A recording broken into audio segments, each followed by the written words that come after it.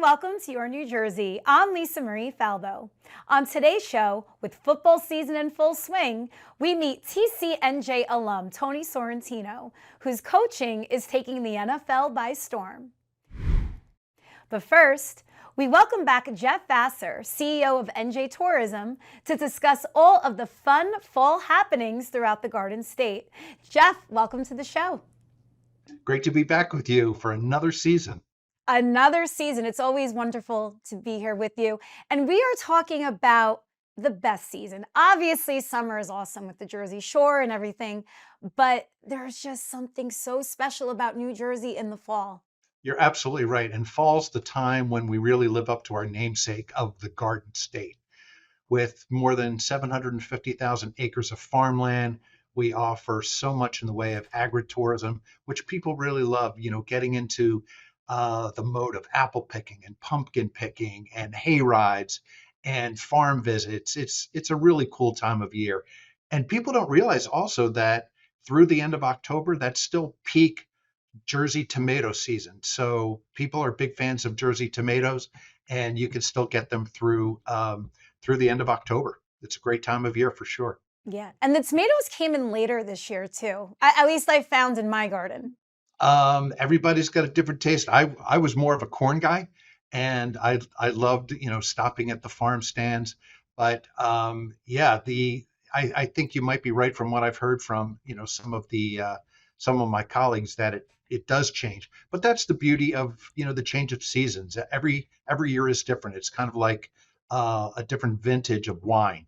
It's a different vintage of tomatoes. So this time of year, we're also looking forward to so many great fall festivals. A couple of my favorites are the Happy Day Farm Festival, which runs until the end of November in Manalapan. It's music and food and different tastings and handicrafts and of course pumpkin picking. And of course, this time of year we didn't talk about was watching the great fall foliage. And one great way to do that is by taking advantage of the New Jersey Lighthouse Challenge, which this year it's the 25th anniversary, and that's held October 19th and 20th. You can go to the top of all 11 lighthouses and look at all of the beautiful farmland and change of seasons and the leaves, and it's just a wonderful time to be in New Jersey. It's a weekend, and it includes, and this is the 25th anniversary of it. It's held the third weekend of October, and this year it's October 19th and 20th. There's 11 lighthouses, a museum, and a couple of rescue stations. So there's a total of 15 different stops. And what you do is, you make a stop, and you get a prize, and you participate. It's a $5 registration fee. It's just a fun family weekend to get together and do it. And again, you don't have to climb to the top of the lighthouses, but it's a really cool thing to do. So I like to, you get to the top, and again, the leaves are starting to change. And it's a great vantage to just look at the ocean, and it goes from Sandy Hook down to Cape May, and then it winds around the Delaware Bay and up up the river. So it's it's a really cool thing, and it covers that whole area. That sounds like so much fun. When I also think of the fall, I think of a nice glass of wine in a winery with the sun setting, and there's so many places in New Jersey to do that. There are. We have over 50 world-class wineries in New Jersey, and if you go into the vineyards, of course, the leaves are changing, and just walking through the vineyards and sitting in their tasting areas outside in front of a fire pit, with the pumpkins, it just transports you to a different world. And being able to try out some really cool wines, a couple of my favorites to stop by are Almathea down in Atco, Sharratt Wineries in Hamilton, Beneducci, just some wonderful wineries that you can really take advantage of. And they all offer great tasting rooms and just scenic strolls through the vineyards. It's a really cool thing to do. It absolutely is. And obviously, one of the marquee events during the fall season, Halloween. and there's plenty to do around New Jersey for October 31st. What are some of your favorites? Well, when my kids were younger, every year I took them to the Six Flags Fright Fest. That starts at the end of September and continues through October. That's just a really cool haunted experience that people could take advantage of. And it's just great for the kids. There's some really cool tours in Asbury Park and Cape May that just focus on the paranormal, which is a little different than just a fright fest. But those kinds of things, and hay rides, and of course the pumpkin picking and all that. And finally, the fall is football season.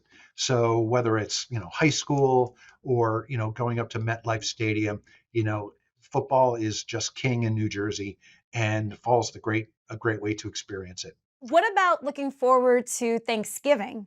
The you picket farms are really cool, so people can go out and you can pick vegetables. You get your squash and your sweet potatoes and your beets. Of course, people go to delicious orchards for pies, things like that. But going to a variety of the different fruit stands throughout the fall, it's a great way to make your Thanksgiving authentic. And I think that's what people really like, to be with family and just authentic times. And New Jersey's just a perfect landscape for that. There's just a lot of fun things to do, and people don't realize that New Jersey is the third largest cranberry growing state in the country. So cranberries are certainly key for Thanksgiving time, and you can take a tour through the cranberry bogs in down in South Jersey in the Pinelands area, and pick them yourself. It's everything we do is about you pick them. That's what New Jersey's famous for. Absolutely. Well, we have all of this bountiful crops ready to be picked, and it's right for farm to table restaurants to really put on a show.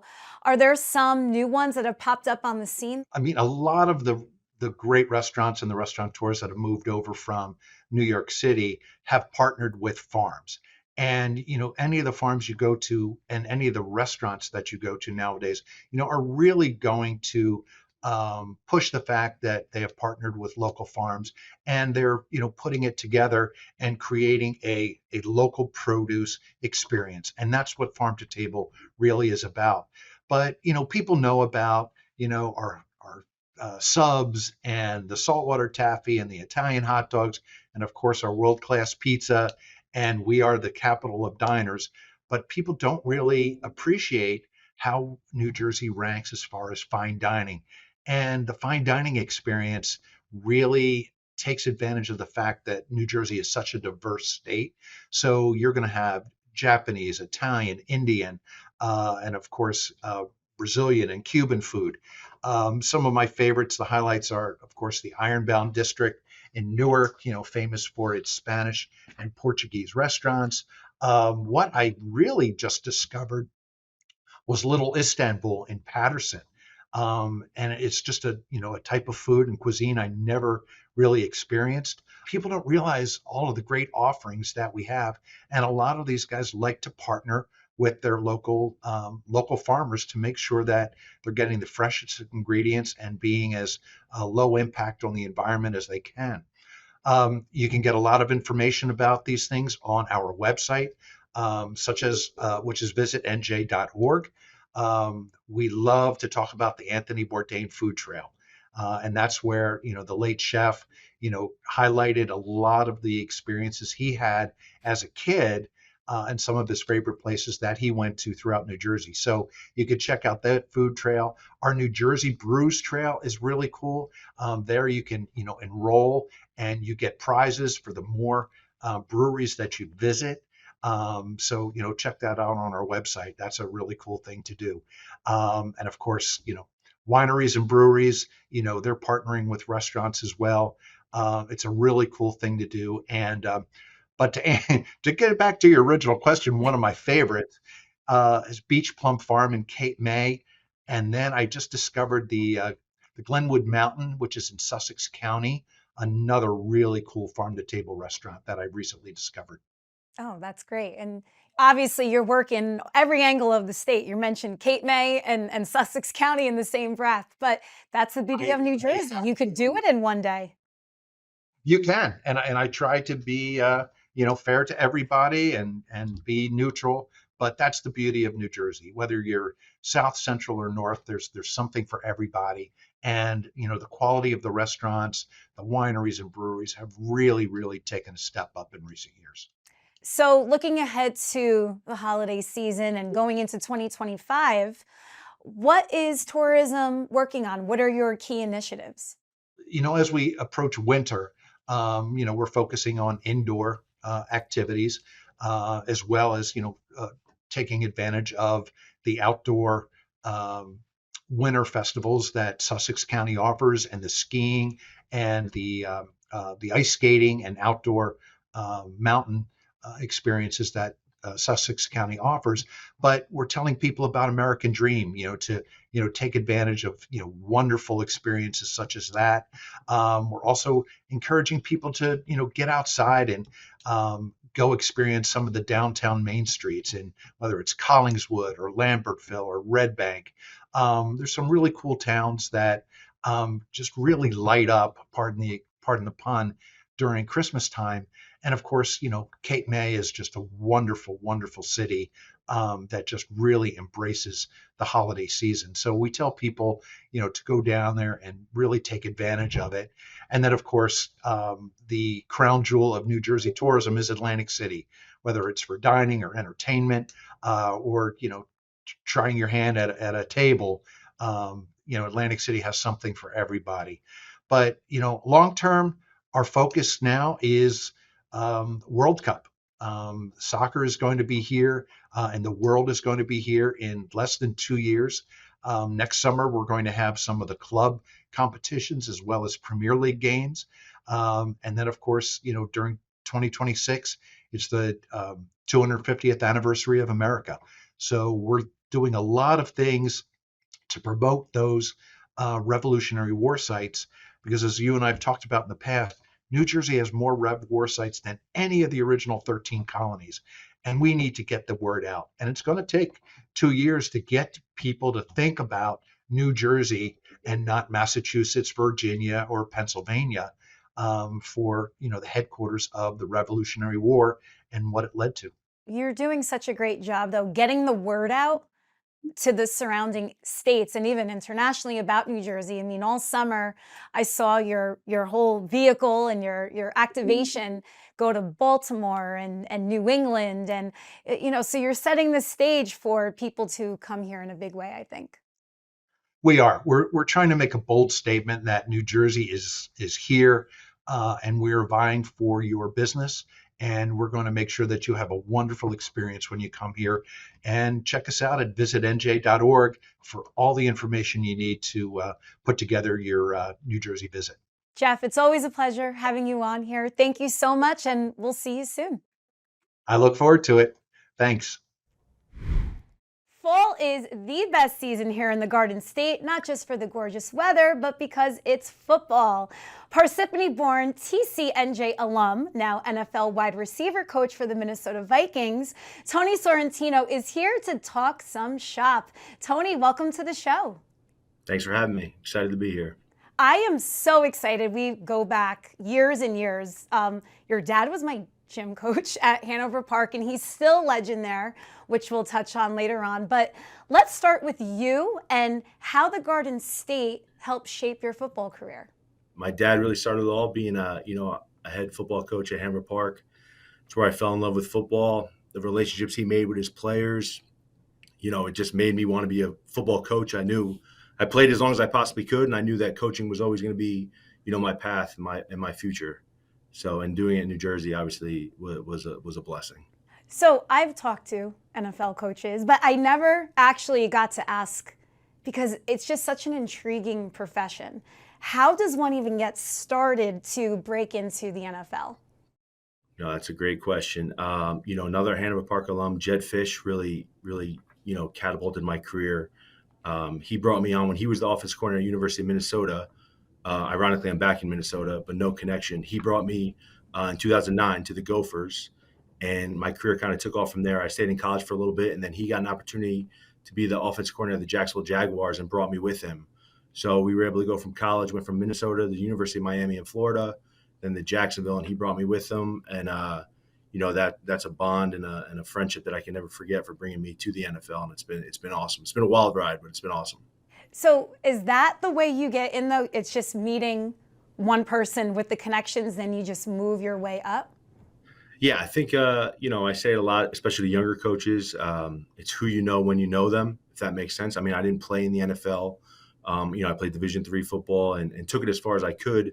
But then just given the opportunity to get in college, to do a good job, work hard, keep your mouth shut at times, and just kind of be a good person and know what to do when you need to do it. And then a little bit of luck, but I think hard work too, that helped out. And it helps to know a lot of good people and treat them right and help them and catapult their career. Did you play wide receiver? I did. I was quarterback in high school, quarterback and defensive back in high school, went to TCNJ, kind of moved around a little bit positions, then ended up being a receiver for them. So it was awesome. And you are coaching some of the best receivers in the game right now up there in Minnesota. So how special is it for you to impart your wisdom onto them? Yeah, I mean, the room is awesome. I work with Keenan McCardell every day, who played 17 years in the NFL, and he lets me do my thing and coach as much as possible. And then Justin Jefferson, Jordan Addison, Speedy Naylor, Brandon Powell. I mean, some great guys in the room. When I first got here, it was Adam Thielen, who's a true pro. So you learn a lot from these guys, and you hear them out. Hey, what'd you see here? How'd you see it? And every day I'm just taking tips from them because they're doing it and they're seeing it. And then any chance I get, help them out. Seeing them some tips or watching film or how a defensive back's going to play you, and then letting them know, hey, this is what we're thinking on this play. So it's super detailed, and these guys are awesome. They can do it. I tell them all the time, I can't do it, but I can coach you and know what it's supposed to look like. So it's fun. Every day is fun. How do you relate to the younger players that are just coming out of college? No, it's good. It's funny. I coached college for a while, so had the ability to still talk and mentor young people, recruiting high school kids and coaching college kids, that age. But then also try to keep myself relatively young, get to wear a t-shirt and shorts and hat to work every day. And, stay up with the times as best as possible. You can't always take yourself too seriously because I think some guys will shut you out. And you got to know, hey, it's a world of social media. You got to let these guys get a little break, keep it fun, keep it entertaining, keep their attention. That's what I try to do, at least. Yeah, with those darn cell phones, you can't. Is the ultimate goal for you to be a head coach somewhere in the league? When you're at this level, I know it's super hard. So I'm just happy. I'm just happy being around good people, learning every day, hopefully winning. But I just really want to be around good people and keep creating relationships. I got in this, like I said, for the relationship piece. I love competing. So I'm just happy to be around as good people. And, wherever this career takes me and my family, we'll be excited about it. So you mentioned your family, your beautiful wife, Kara, 3 kids. Yep. How do you balance all of that, though? Because coaching is very demanding. Yeah, it's hard, especially, we're not living in New Jersey, so we don't have the help from family that maybe other people have. Kara's awesome. She handles everything. One of my friends gave me this quote, so I'm going to steal from him. She's the pilot, I'm the co-pilot, and I just try to help out as much as possible. The kids are full go. Luckily, we have a great staff here. Kevin O'Connell's very family-oriented. He has the families around as much as possible. He's got 4 kids of his own and a beautiful wife. And then our neighborhood is awesome. There's a lot of people here that help out. We met some really fast friends and lifelong friends, no matter where our career takes us, not only on the staff, but in the neighborhood. And I lived here beforehand for 2 years, which is kind of crazy because I had some friends that are from Minnesota that we still keep in touch with and former players that played at the University of Minnesota. So that's been really cool. Well, you also have Jersey connections up there in Minnesota. Your owner, Ziggy Wilf, he's a true Jersey guy. Do you talk about the Garden State with him? Yeah, especially when we first met him. Mark and Ziggy are awesome, especially being from North Jersey. In your travels visiting NFL stadiums, you mentioned you just came to MetLife, which was obviously a homecoming for you. Do you bump into other people from New Jersey? Because there's a ton sprinkled throughout the league. Yeah, for sure. See, the president of the 49ers is Al Guido. He's from Jersey. We were college teammates at TCNJ, both receivers, and his career has just jumped off. He's literally the president of the 49ers. So I'll see him, a few guys at the Jets organization that are TCNJ guys. And then I see a lot of Jersey guys, just climbing their way up into the NFL ranks, kind of like I have. So it's great to see guys stay connected. I try my best, especially in the off season, to stay connected, or during the season, if we're traveling, just shoot guys text, hey, hope everything's going well. How you doing? Because, you got to check on people because it is stressful and everybody's going through different things at times, whether it be, off the field or in season. It's a high demand, high stress job. So just try to check on guys, but love seeing people from New Jersey. Everybody says to me, you love being from New Jersey, don't you? And I said, yes, I do. Can you tell? Maybe he will be back here one day with either the Jets or the Giants, You never know. How did your time, though, Mountain Lakes High School, TCNJ, shape you into the coach you are? That's a great question. If I couldn't play for my dad in high school, he wanted me to play for Doug Wilkins.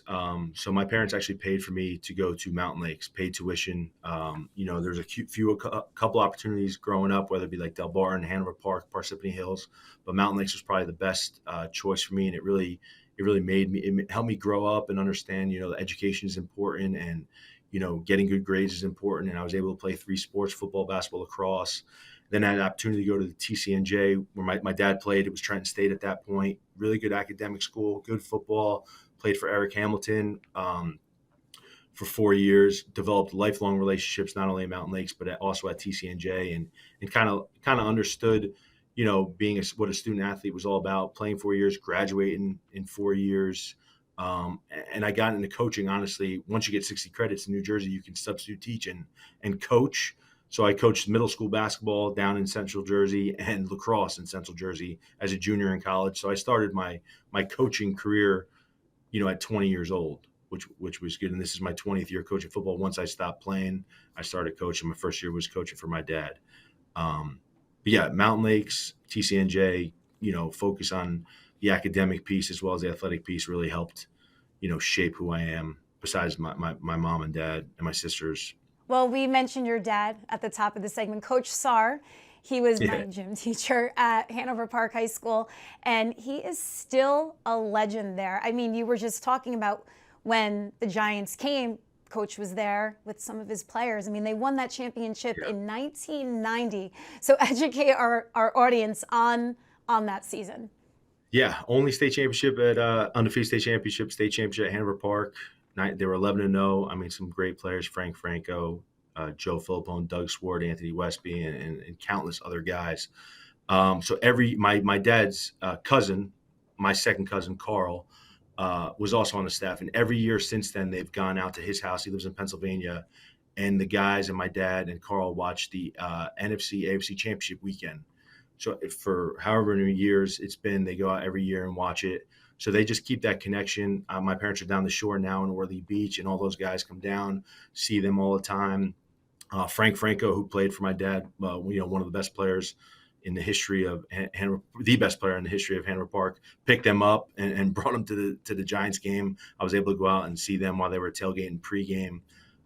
Like I said, the relationship piece is really what it's all about. My dad loves his former players, loves the guys he coached with. They're an extended family of my mom and my 2 sisters. Yeah. Well, they must be proud beyond to see you on the sidelines every Sunday. Yeah. Yes. It's awesome. It's awesome being able, they're very supportive. Even when I played, come to every game. When I got the job at University of Minnesota in 2009, that's when my dad retired from teaching and coaching. And in the beginning, my mom hadn't flown in 30 years at that point, and they were driving to Minnesota. And I was like, Dad, you can't, 19-hour drive, and who knows what you're going to hit in November. I mean, it gets cold. It's bad. It's bad weather. So she started flying, and then now they'll be here next weekend. The support has been unbelievable. It's unbelievable, the support. Well, Tony, this was so much fun. I'm so happy we did this. Next time, we'll do it in person at Godfather. With our friend Gennaro Forte. Wouldn't that be? Yeah. That's a whole other show, right? I need some good pizza. I need some Godfather Forte's pizza. Absolutely. Tony, well, this was so much fun. Thank you so much. Good luck the rest of the season. Maybe we'll see you in New Orleans. I hope so. Thank you very much. Thank you. Your New Jersey is honored to announce that we've received 2 nominations in the 2024 Excellence in Journalism Contest, presented by the New Jersey Society of Professional Journalists. Your New Jersey, Roy White's Life Beyond Baseball, is a finalist for Best Sports Feature. I hope some young athletes that are involved in sports, especially baseball, would have some inspiration by reading what I went through and what it took to get up to the top. Your New Jersey, Inside the New Jersey Hall of Fame, is a finalist for Best Arts and Entertainment Coverage. It is a 10,000 square foot, state-of-the-art, interactive and immersive, and this is going to be our new permanent home. We congratulate our fellow nominees and extend our deepest thanks to our incredible crew and guests who made these stories possible. The winners will be announced later this fall. Thank you for joining me on another episode of Your New Jersey. I'm Lisa Marie Falbo. We'll see you back here next week.